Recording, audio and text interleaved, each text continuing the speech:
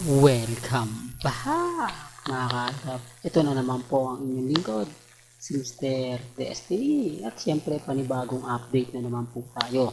Panibagong mga kaganapan po kina Alden Richards at kay May Polkerson.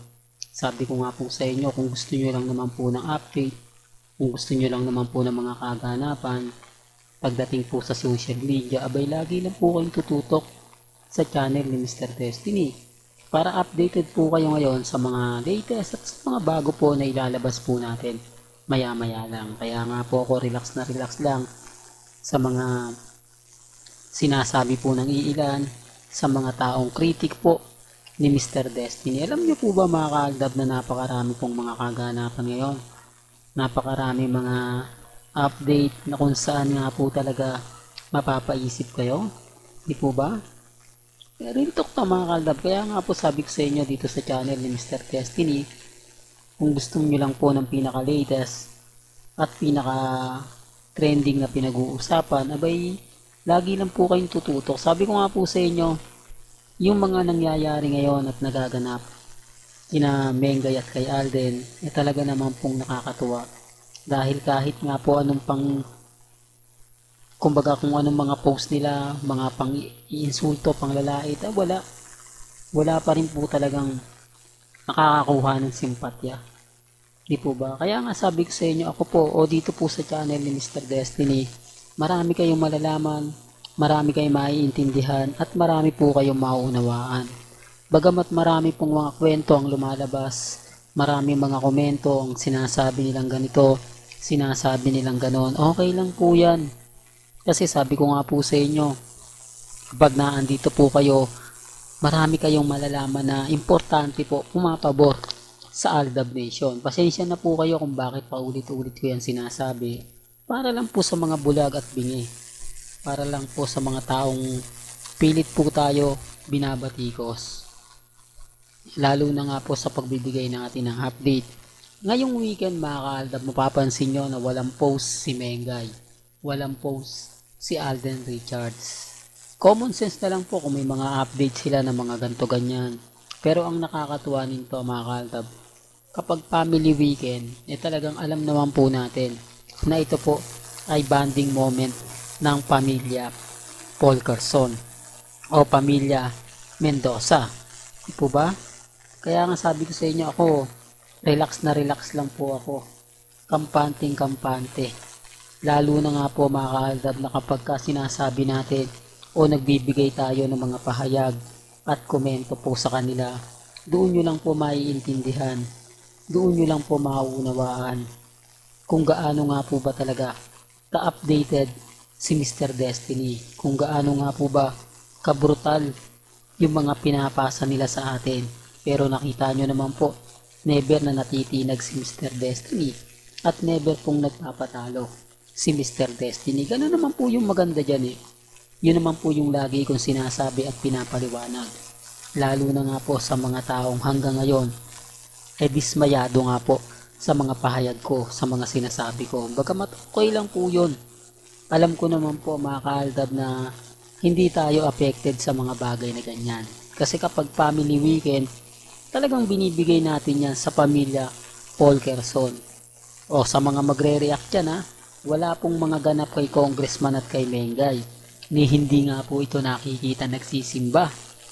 Ni hindi nga po ito nakikitang kumakain sa labas. Ni hindi nga po ito laging nakikita sa mga masasabi nating kumbaga public place na ginagawa po ng mga taong kumbaga nagse-celebrate ng mga mansari, di po ba weeksari. Nakita nyo po bang nag-celebrate ito? Hindi, sinasabi ko lang po yung opinion ko mga kaltab. Sinasabi ko lang po yung mga naririnig ko base na nga po sa mga nagaganap at nangyayari. Ang problema lang po mga kaltab, yung bitter po. Yung mga naiinis, yung mga galit na galit. Yung mga taong kumbaga nagpapakalat ng maling impormasyon. Yung mga taong gigil na gigil at asar na asar nga po sa channel ni Mr. Destiny. Normal lang po yun. Ako nga po mga kaaldab, never akong nagpa-apekto. Never akong nagpadala sa mga ganyang bagay. Ang importante lang po kasi sa akin mga kaaldab, malaman nyo yung buong istorya, malaman nyo yung buong kwento, malaman nyo kung papaano at kung gaano nga po sila kabiter pagdating po sa Aldab Nation. Yun naman po yung kagandahan nyo po di po ba? Simpleng update lang nila Mengay at ni Alden. Alam na po natin yung mga kaganapan. Alam na po natin yung mga nangyayari ngayon. Although sinasabi niya, wala ka namang post Mr. Destiny, wala ring update si Mengay. Paano mo nalalamang o masasabi na sila Mengay pa rin at si Alden Richards? Hindi nga po, sabi ko nga po sa inyo, hindi po ako namimilit. Ako po yung tipo na kapag ano lang po yung mga nababasa ko, napapakinggan, naririnig ko, inukwento sa akin, yun lang naman po yung sinishare ko po sa inyo. Yun naman lang po tayo kung ano yung naririnig kong update, pabor o galing po sa mga malalapit sa pamilya Paul Corazon, pamilya Mendoza, yun lang naman po yung sinasabi ko rito at pinopost ko. Bagamat wala akong ebidensya, wala tayong resibo, gaya nga po ng sinasabi nila na hearsay lang naman yan puro haka-haka. Wala namang, kumbaga, magandang matibay na prueba, ganto ganyan. Okay lang naman po yun. Sabi ko nga po sa inyo, ako hindi naman po ako namimilit Basta masaya na po ako kapag nakita kong, kumbaga, yung mga ganap ni Alden, nakita ko yung mga ganap ni Mengay, doon pa lang masaya na po tayo. Di po ba? Hindi na natin kailangan pang ipagduldulan po sa kanila, isampal po sa kanila yung gusto nilang makita. Sa mga update ko, sapat na. Po ba? Sila nga wala Bakit nga po ba pa na-edited ang ginagawa nila? Para linlangin lang yung mga tao. Para linlangin ang mga naniniwala po sa kanila. Naniniwala sa kanila na may relasyon. Di po ba? Na magkasama. Wala naman po pinapakitang resibo. Wala naman po pinapakitang ebidensya. Hindi katulad natin mga kaaldab. Kita nyo naman ako, simple lang. Di po ba? Simpleng update lang, simpleng post lang, ramdam nyo na. At syempre, kitang-kita nyo na. Kaya sabi ko sa inyo, dun sa mga bitter po sa akin, sa mga nagagalit, wala po kayong magagawa kundi tanggapin ang katotohanan na hanggat na andito po si Mr. Destiny, patuloy po ako magbibigay ng update at hindi po ako magsasawa. Kahit sabihin nila na 10 na lang yung nanonood sa akin, mabibilang na lang yung mga viewers ko, marami na nag-aampalo sa akin, wala pong problema yon. Importante lang po, Aldab pa rin ako. Hanggang dito na lang po ang ating latest updates. Kaya kung gusto nyo pa po ng pinaka-latest at sariwang update, abay tumutok lang po kayo dito po sa channel ni Mr. Destiny para updated po kayo sa mga bago, sa mga latest na i-upload po natin maya-maya lang.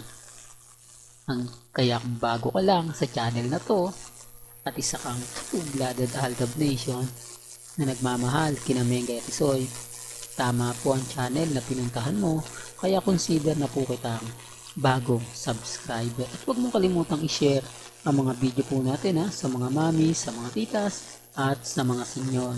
Hanggang sa muli, salamat po sa panonood at pakikinig.